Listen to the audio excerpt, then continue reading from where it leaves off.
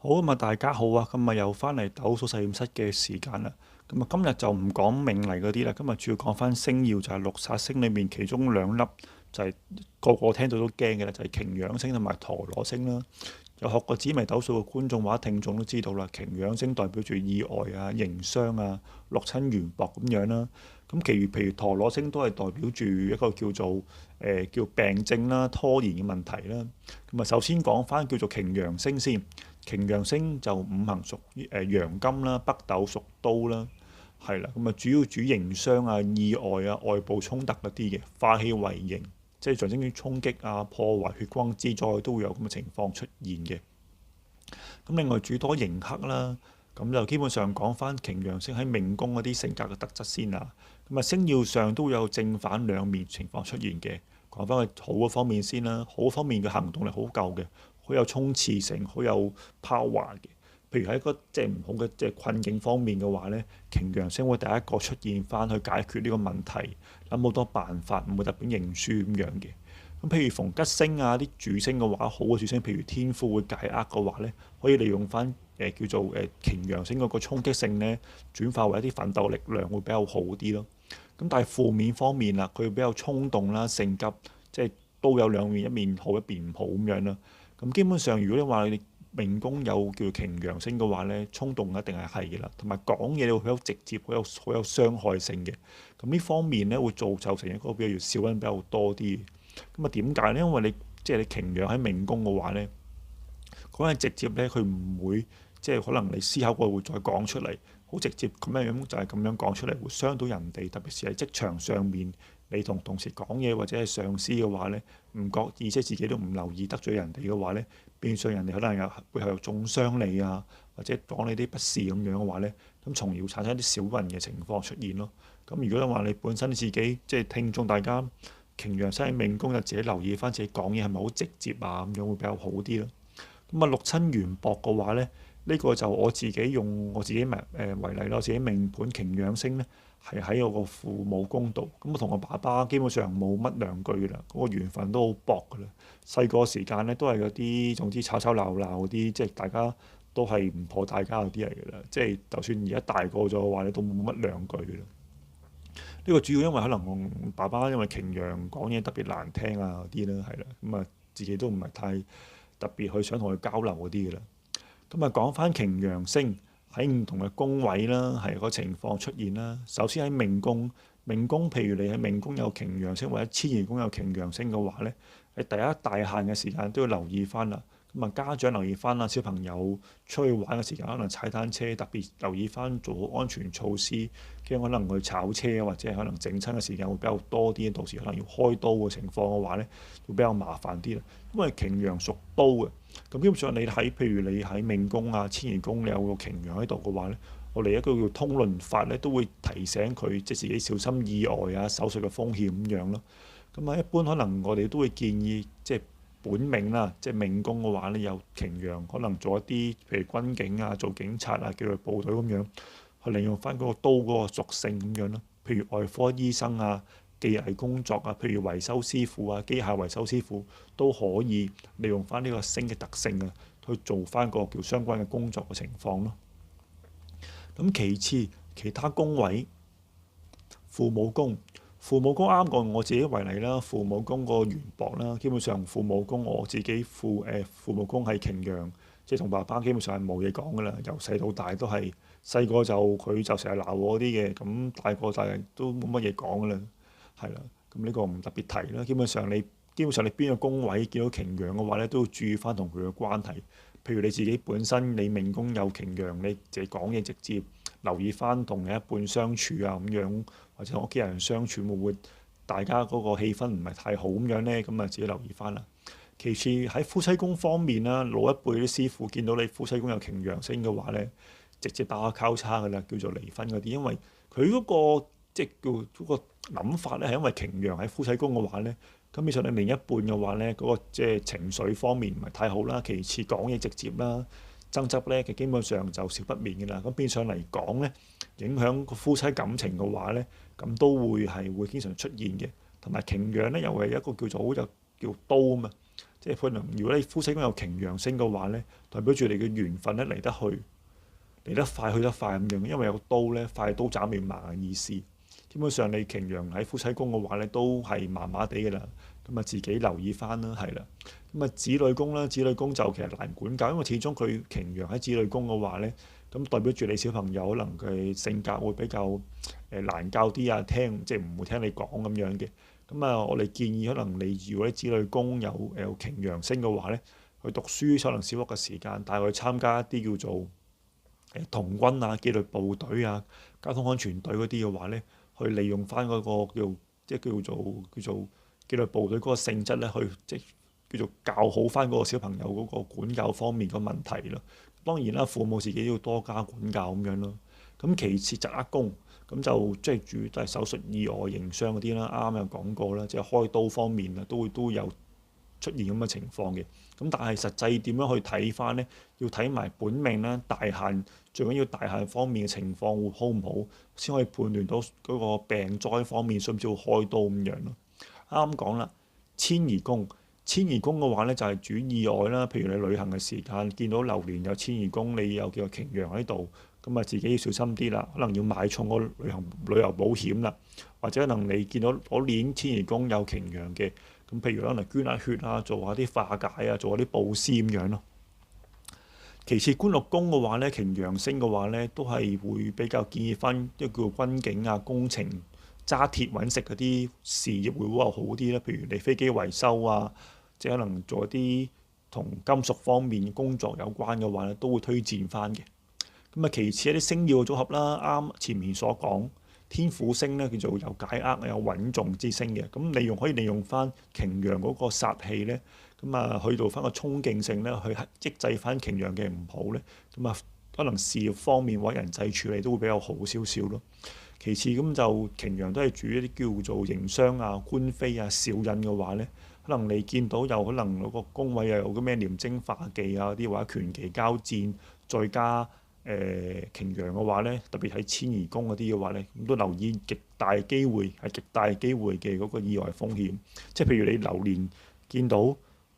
遷移宮權期交戰，或者有啲廉貞化忌啊嗰啲，再加擎羊啊、火星嗰啲嘅話咧，自己留意嗰年嗰個意外方面啦。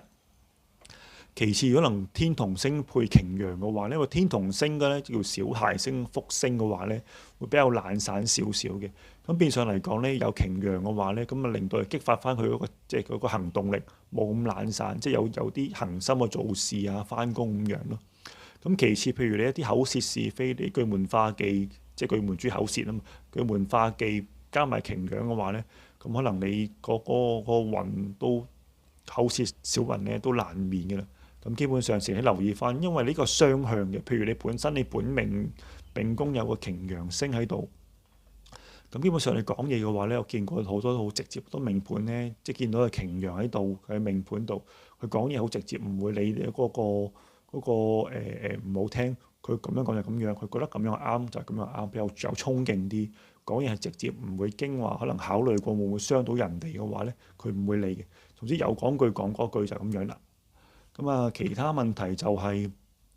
適合做啲咩工咁樣啦。如果適合做行業方面，啱前面所講就係軍警執法、醫生咁啊，醫生個個都想做啦。咁就呢個一啲叫做通論咧，都係機械技師啊，即係維修啊、金屬方面啊、工匠少啲啊，工匠可能香港比較少啲，而家全部機器整嘅啦。咁其餘適合做一啲，譬如一啲要行動力要好高嘅行業都可以，譬如運動教練啊、急救人員。急救人員嘅意思，譬如你去海灘做救生員，因為我哋救生員嘅話咧，你秒秒必爭啊嘛！你見到有人浸親，你要即刻衝出去。你可能有去過沙灘都見到救生員嗰啲，一見到有人浸親，吹晒嗰啲叫吹雞啊嘛，嗰啲叫咩？BB 嗰啲雞咪又埋嗰啲擴音器，成班救生員衝過去咁樣噶嘛。咁呢啲都係可以適合翻係擎羊嗰個特性咁樣咯。同埋就一般嚟講咧，都建議翻遠離咗高危活動，咁啊防止個意外發生咁樣啦，係啦。咁啊總結翻啦，性格方面啦，要修心養性啦。咁啊擎羊星因為本身你自己講嘢直接，咁導致身邊個人可能你另一半相處啊、朋友啊、上司唔中意你嘅話呢，變相會產生小人呢個問題喺背後中傷你，又話你嘅不是咁樣啦。職業選擇方面啦，上面講講啦，軍警、醫生即係揸刀揾食嗰啲啦，軍警係揸槍啦，紀律部隊都可以嘅。係啦，如果你文職嘅話咧，文職我怕自己你，因為佢始終擎羊星有個衝性喺度咧，你做文職咁悶嘅話咧，我怕佢自己受唔住啫。咁啊，健康管理啦，都係屬於要開刀方面啦。咁譬如你整親啊嗰啲，都會屬於健康管理。咁啊，自己留意翻啦。人際方面就係嗰個相處啦，講嘢太直接，基本上一定唔好噶啦。人哋聽到哽耳嘅話呢，咁基本上即係中傷你背後話你呢個人講嘢哇咁難聽咁樣嘅，咁變相嚟講相處對你感情另一半都唔好咁樣噶啦。咁啊，呢個就係擎羊星嗰個總結啦，係啦，有好有唔好，有衝勁，可能你想創業嘅時間都會比較容易可以發揮翻擎羊嗰個衝性，但係唔好就係譬如你講嘢方面啊，同感情另一半啊、屋企人嘅營商嘅方面嘅話呢，咁都係要自己考慮翻咁樣咯。咁跟住就到講翻叫做陀羅星，係啦，陀羅星今日講兩粒星啊，個內容比較長啲啊。咁啊，陀羅星咧屬陰金啦，都係屬煞星嚟嘅，主拖延啊、是非糾纏、發氣為忌，忌為糾纏嘅其中一種嚟嘅。咁啊，陀羅星嗰個性格特質，正面咁諗，陀羅星嘅話呢，佢好中意研究方面嘅，即係佢好有毅力嘅，不斷去做研究，去深入了解一樣嘢，堅毅不屈，可以有壓力承受，可以有分析。同埋可以即係譬如你可能你譬如適合設計方面嘅話，因為設計你不斷改不斷去研究，去改更好嘅設計出嚟俾人睇咁樣噶嘛。咁啊，陀羅星喺命宮嘅話咧，都適合做設計啊、分析工作嘅。同埋陀羅星有個完美嗰個叫傾向，一個高品質嘅一個要求。因為陀羅不斷轉啊嘛，佢不斷諗點樣去做一件產品可以做得好啲，去發揮自己嘅所長咁樣。咁呢個係陀羅星嘅好處嚟嘅。咁但係唔好處啦，就係性格會比較拖延啦，係啦，即係譬如不斷諗三思而後行咁樣。咁但係有啲人唔好，有啲人唔好啦。諗太耐嘅話咧，會錯失時機咁樣嘅話，咁都比較麻煩少少嘅。同埋會思慮過度啦，咁就基本上你諗太多嘅話，其實對自己情緒都唔好嘅。譬如一般我哋了解翻你陀羅星嘅話咧，喺命宮或者喺福德宮嘅話咧。個人會經常諗嘢，諗呢方面諗，可能遇到啲困境嘅時候，會成日諗下點樣有咩出路，有咩方法咁樣呢。但係咁嘅情況長期壓力比較大啲嘅話呢，咁都會影響自己嘅精神情緒啊、睡眠質素咁樣，都係唔係太好咁樣咯，有好有唔好啦，係啦。咁啊，陀羅星喺唔同宮位嘅影響啦，啱啱講咧，命宮咧思慮過度啦，做事思前想後，難下決定咁樣，即係完美主義。有啲人中意。完美主義有啲人唔中意，即係有啲人覺得喂諗咁耐嘅快手啦，咁簡單嘅嘢都諗咁耐咁樣，咁都比較麻煩少少嘅。咁啊，夫妻宮感情瓜葛嘅話，咁呢啲即係因為佢陀羅，跟住你就係可以諗翻呢個陀羅不斷轉。當你面對感情嗰啲唔好嘅狀況出現嘅話咧，好難去斬斷呢段姻緣，因為見到一啲唔好嘅情況出現嘅話，咁可能第三者啊拖泥帶水啊咁樣，咁都比較麻煩少少啦，係啦。咁就呢啲就宜晚婚啊、防配偶、健康受損呢個通論啦，係啦。健康受損都係我哋通常自己叫做，因為陀羅特別係因為陀羅星喺譬如喺宅宮嘅話咧，命宮係少啲，通常以宅宮嘅。宅宮你見陀羅星嘅話咧，啲病咧比較難好啲，特別是你行大運你陀羅星喺度嘅話咧，個病咧比較搞好耐，可能一個感冒都可能要病成個月咁樣嘅。咁其次啱講疾厄宮啦，咁啊因為陀羅主糾纏，譬如你陀羅你呢個陀羅星喺疾厄宮嘅話咧，唔係一定解叫做癌症，要喺大運嘅時間睇翻大運嘅疾厄宮，去睇翻個星曜同埋四化嘅情況，先可以判斷到係咪會有癌症嘅情況出現啦。呢個係通論啊。即係你可能網上見到疾厄宮有陀羅星又有癌症，唔會㗎，唔會㗎。呢個睇翻行大運嘅時間，成個盤去配合嘅情況咧，先會了解到嗰個病情嘅發展㗎。大家唔需要過度擔心咩疾厄宮有陀羅就有癌症，唔會嘅，放心。呢個係一個通論嘅講法，就係叫做譬如你要行嗰個叫陀羅，連埋有啲廉貞化忌，再配埋飛星四化唔好，先會有機會造成一啲叫做可能癌症啊、血液問題方面。因為癌症係屬於叫情緒或者叫血液關係嘅唔好嘅情況嘅話咧，譬如血癌嘅話咧，都有機會見到廉貞化忌咁樣嘅。咁但係一定要係整個盤去配合。你就咁睇，可能你本命宮可能陀羅星喺宅宮又有癌症咁樣，一定唔會，呢個絕對係一個叫做唔好嘅講法嚟㗎。要睇埋本命大限嘅情況嘅變化，再睇埋飛星四化嘅流向，有冇衝到宅宮嗰啲，先可以成個盤去判斷翻咁樣嘅。其次啱啱講咧叫思慮過度啦，即係啱啱講你陀羅喺宅宮或者福德宮或者命宮嘅話咧，個情況好接近嘅。佢成日會諗咧，令住可能壓力好大啊，精神會錯亂，啱啱講失眠都會嘅。焦慮就係諗太多嘅時間咧，思前想後，就驚可能出現狀況唔好嘅話咧，就係睇陀羅星係會喺命宮、宅宮同埋福德宮嘅話咧，經常會出現嘅問題嚟嘅啦。咁啊，遷移宮嘅話咧，就係出外有是非嗰啲，就慎防意外呢啲就通論啦，唔特別講啦。咁啊，官祿宮啱啱講咧，其實官祿宮有陀羅星嘅話咧，適合做啲研究方面啊、設計啊，要用花好多心思、耐性嘅工作嘅話咧，可以發揮翻陀羅星個轉咧，不斷去改良新嘅可能，譬如研究新嘅配方啊、新嘅設計咁樣嘅話咧，都可以用翻陀羅嗰個特質去做翻相關嘅事業行業嘅發展咁樣咯。咁啱講啦，福德宮見你見陀羅星嘅話咧，咁就基本上即係思慮過度一定有啦，即係夜晚瞓唔着、失眠就不斷喺度諗，咁就呢個我建議大家如果有相關情況嘅話咧，可能聽下啲音樂啊，聽下啲宗教啊咁樣會比較好少少咯。咁啊，其次陀羅星嗰個星曜嘅特質啦，咁啊陀羅加貪狼呢個好有名，叫做風流彩象格，一個格局嚟嘅。咁就呢個就叫通論啦。咁其次陀羅加火星、鈴星呢啲主傷殘啊、傳染病都係通論嚟嘅啫。加火星叫意外增加就都有見過嘅。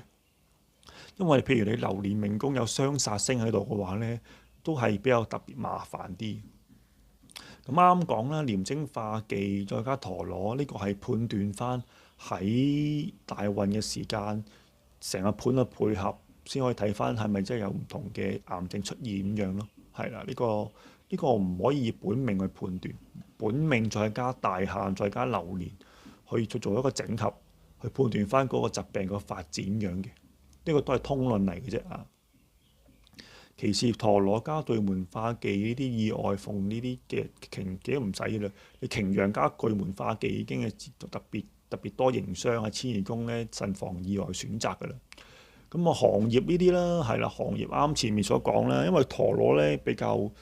中意諗嘢嘅話咧，變相嚟講你研究設計啊、工程啊、法律會計呢啲需要好細心嘅耐性去做嘅話咧，都適合去陀羅星去做嘅，因為發揮翻陀羅不斷去改良啊、鑽研啊，因為陀羅你現實見到個陀羅不斷轉，不斷去研究一樣嘢啊嘛，咁變相嚟講係用翻陀羅星嘅特質去發揮翻相關工作情況嗰個用途咁樣咯，因為設計啊、研究呢啲全部都要好花時間、好花耐性咁樣嘅。咁呢個係完全符合翻陀羅嗰個特質嘅。咁啊禁忌啦，就係投機賭博呢啲啦，係啦。咁就基本上投機呢啲嘅話咧，秒秒鐘幾廿萬上落。你陀羅星你思前想後嘅話咧，其實錯失良機嘅話咧，但係咁嘅意思咁樣咯。咁賭博嘅話咧，基本上都唔建議人賭博噶啦，十賭九騙啦。呢個基本上都唔係算命嘅啦，總之基本上我冇見過人賭錢會興家立業咁樣嘅，係啦。咁啊，其次遠離酒色啦，因為呢個就啱啱同呼應翻上邊呢個貪狼同埋陀羅叫風流彩象。呢個格局嘅話咧，其實你上網都揾到啦，即係主要住一啲叫做爛桃花情況出現咁樣嘅。咁啊，總結翻陀羅星啦，佢嘅性格就都係比較好啲嘅，始終叫有耐性。譬如你翻工或者係對另一半有耐心嘅情況出現都會好啲，唔似擎羊星講嘢咁直接嘅話咧，咁就會比較好少。但係陀羅星難免咧會有少少追求嗰個完美主義方面出現嘅，咁呢個唔係個個人受得嘅，係啦，睇翻現實情況嗰個呈現嘅啫。其次職業嘅選擇啦，係啦，咁啊研究設計上面講過啦，技術咧，呢啲全部都要細心啊、耐性去做個工嘅話咧，可以完全發揮陀螺星嗰個特質出嚟。因為咧，你研究設計基本上咧，你冇翻咁上下耐性嘅話咧，基本上都做唔到噶啦。咁啊，健康管理嘅話咧，咁啊定期檢查啦，呢個都唔關陀螺星啲。定期檢查係我建議每個人都要做嘅，其實就唔好過度焦慮啦。都明白到即係你自己都想唔諗嘅，但係我哋見到好多情況咧，命宮啊、福德宮啊，同埋渣宮咧有陀螺嘅話咧，都經常係諗咧，諗到夜晚失眠嘅話咧，對自己健康都唔好嘅。咁啊，自己即係最緊要自己調劑翻自己心態方面啦。人際關係啦，呢啲就遠離是非啊，呢啲因為陀螺咧指糾纏，當你同人哋發生爭執嘅時間嘅話咧，你可能會不斷去揾佢傾呢樣嘢嘅時間咧，即係不斷去遠離呢個。其實呢個情況其實擎羊會比較符合少少啦，因為陀螺嘅話咧，當發生衝突嘅時間咧，佢可能會唔會特別講嘢嘅，可能會慢慢喺內心裏面慢慢咁諗咧，令到自己情緒唔好。呢個情況我諗適合係擎羊方面會比較見得多啲咯。係啦，咁啊，主要今集咪講解翻就係擎羊同埋陀螺星兩個特質啦。係啦，咁啊，往後時間會講埋嗰個叫做其他兩粒煞星，就係火星同埋鈴星咁樣咧，就會講晒紫微斗數裡面嘅六煞星嘅啦。咁啊，今集係咁先啦，咁啊，下集同大家見面。OK，拜拜。